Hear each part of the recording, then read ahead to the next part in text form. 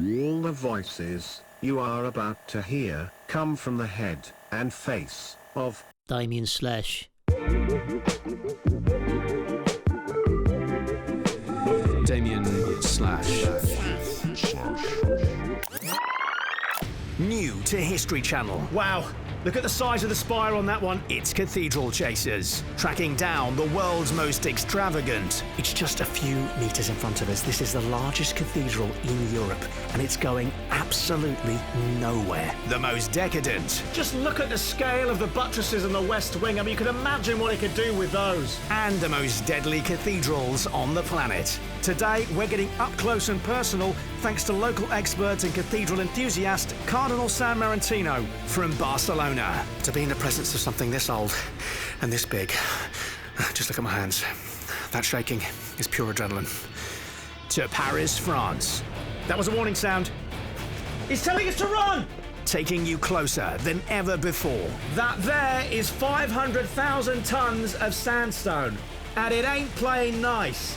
Like never before. Get back in the car, get back in the car! Cathedral Chasers. Next Wednesday at 6 on History Channel. Run! Hey, excuse me. All right, darling, you wouldn't be able to give us a hand fishing out of a flat cap from the canal where Jad Dummerfee was in last week, slipping on the Turkish delight in a retail park in Needham a couple of years back. Oh dear, I don't think I can reach that. I think it might be a goner, sorry. Well, not even a little paddle out with a stick if I give you a bottle of peanuts? I'm not that strong a swimmer, to be honest. It's a bit dangerous for me. Oh, I'll tell you what, I'll go in, take the end of my belt here and pull me back in once I've nabbed the blighter. Oh, I really don't think... No, don't you worry, darling. I've been wiggling in the bang house since the party lemons grew out of a wafer tree, Master's Green, with a stickleback for a go and several barrels of cranberry sticks falling out the back of that Persia. And I tell you what, I think the whole street was a pain in the thick dig start, and I'm not a follower of the WikiLeaks fan base, because I never slept a death trap and I wouldn't get out if you know it, but 9 times out of 10, when I put a couple of grand down at a foggy day in November, it's only because my mum used to feed us all chestnuts and a bowl of ashy breadcrumbs in the workplace quill. And I thought you wouldn't believe that John moved politics out there, they're pushing in the war room because they come at you left, right and centre these days. I thought I wouldn't grab a camera lens when I was doing a paparazzi, because the only thing they really want to do is the churches up in Europe up place, because the crowd's going to nab it up the dinosaurs from here to Wembley Stadium. I thought I couldn't give a crack at a mansion, do you know what I mean? And when I went to Bradbury Island Wafer Biscuits Club, I got a Hamlet in Redford anyway, and the clutch was gone kaput. Do you know what I mean? Anyway, there I'm begging on and you to get your little flat cap out of the water. Oh, it's not mine, it's your hat. You asked me for help. Maybe you should just ask that man on the boat. No, you let me get him for you, darling. Can't have you sliding down the Ogie like a salamander in your state. Let me get your wares back for you. Oh God! Oh my God, are you okay? Hang on, I'll find help! Sorry, darling, can't hang about. Got a teams meeting in 15 minutes with a couple of blokes from the auction house in Barnesbury. The blow dry starting in 25 minutes. See you later, mate. Damien Slash. Art decorates space. Music decorates time. Conversation decorates our lives. So, don't settle for unwanted truths and incontrovertible data getting in between you and what you believe to be true. That's why we developed Google Headphones. With anti-analytic thought-skip mono-capture technology, Google Headphones provide maximum filtration from objective truths and dangerous critical thinking, providing you with high-definition confirmation bias and bad faith for up to 5 conversations in a single charge. And with touch-free selection, you can control the amount of ideological filtration to suit your surroundings, keeping your reality model safe at all times, so you only hear what you want to hear, when you want to hear it. Google Headphones. Hear the world your way.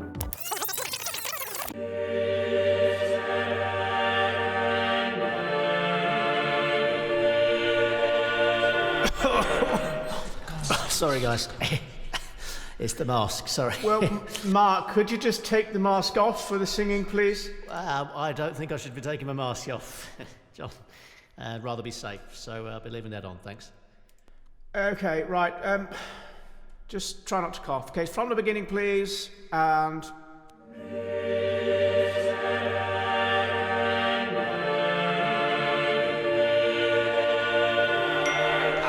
Sorry, guys. Oh, God. I've been pinged.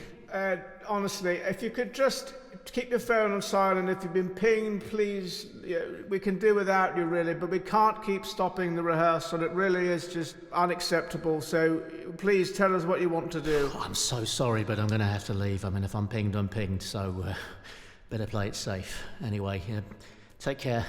Have a good rehearsal. Okay, thank you. Right. Sorry about that, guys. Let's start again from the beginning. Okay. 3, 2, 1...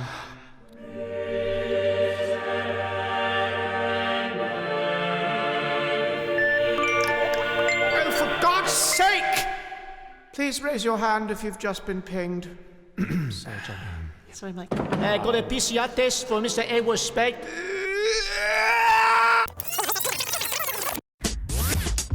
Damien slash. As a lifelong ally of my LGBTQIA+ friends and relatives, the ongoing systemic discrimination and prejudice of our society is, yes, horrific. But it's also an amazing opportunity to show the LGBT community that I'm not like other straight guys. I have identified as a cis white heterosexual he, him, his male for decades, i.e. my entire life. Just 3 weeks ago, at an electro-funk album launch, I found myself standing next to a topless androgynous steampunk and realized my entire sexual identity had been forced upon me without my consent. We shared a cheeky smile. At that moment, it became clear to me. I feel slightly bicurious on MDMA. Joining the LGBTQIA+ community was a big step for me, but I have never felt more at home. Since becoming slightly bicurious when on MDMA, I've shaken off my tired conformist identity and found new friends who love me for who I really am. Have I had a sexual experience with anyone other than a cis woman? No, but it didn't stop me arranging a date with another straight guy to see where things went. I'm Xavier Landing. This is my privilege.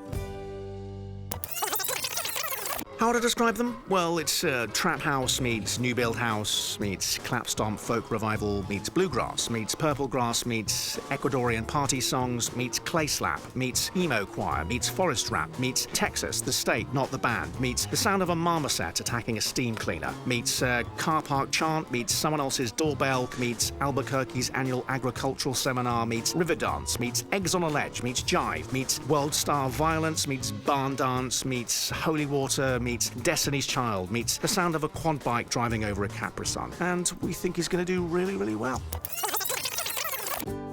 I'm Xavier Landing.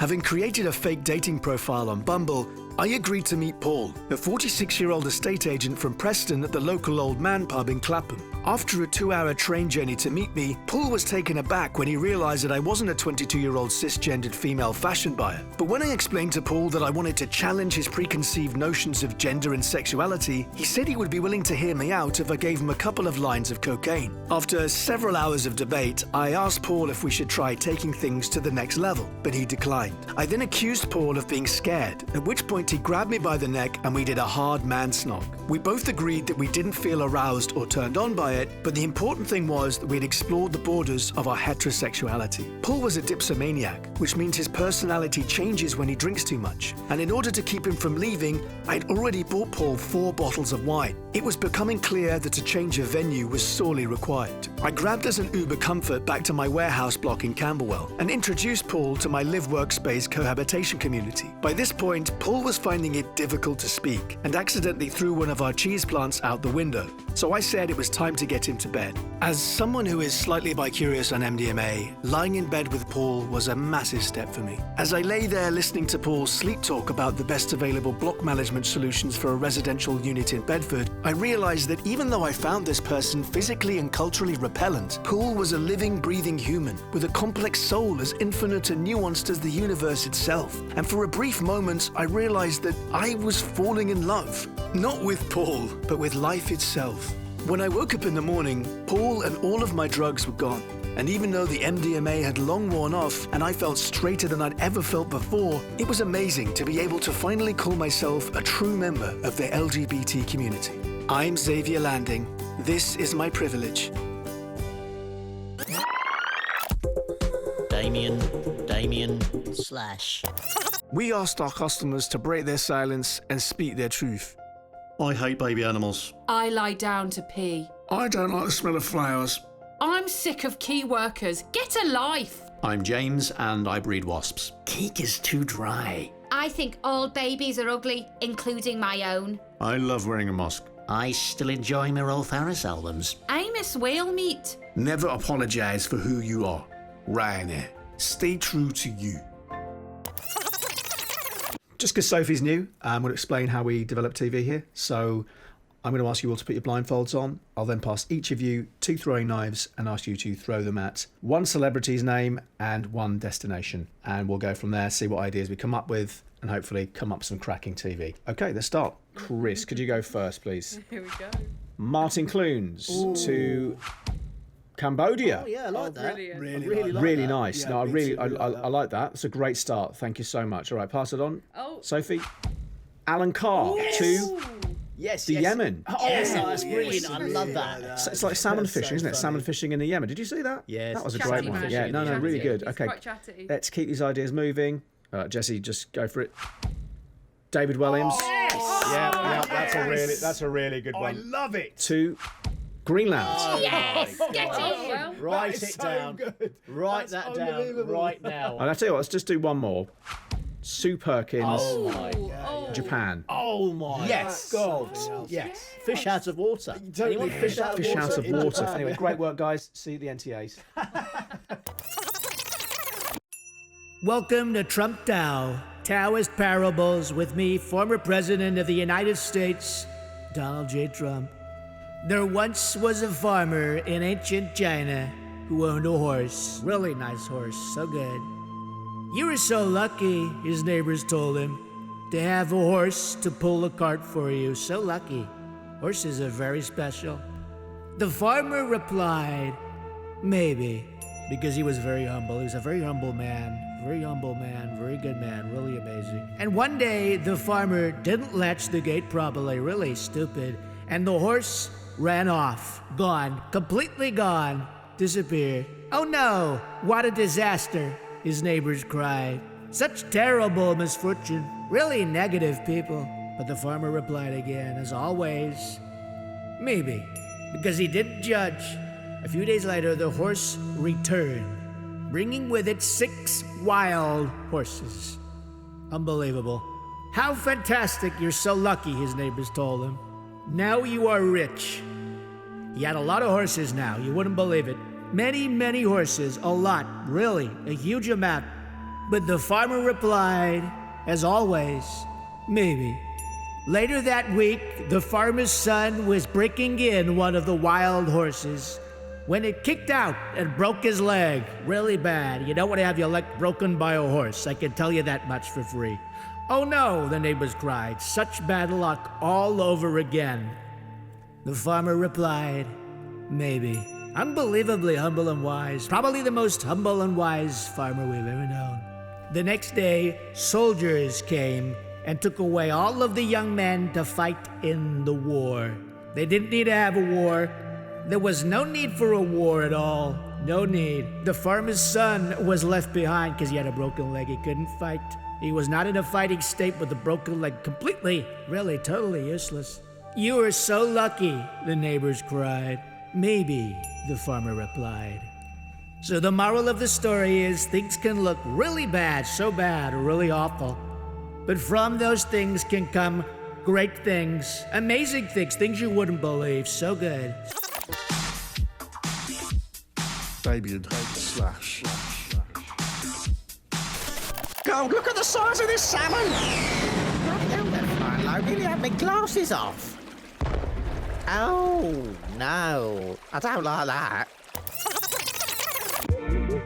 The Damien slash mixtape was written and performed by Daniel Barker, with additional material from Tom Savage, and guest appearances from Natasia Demetriou. The producer was Gwyn Davis, and it was a BBC Studios production.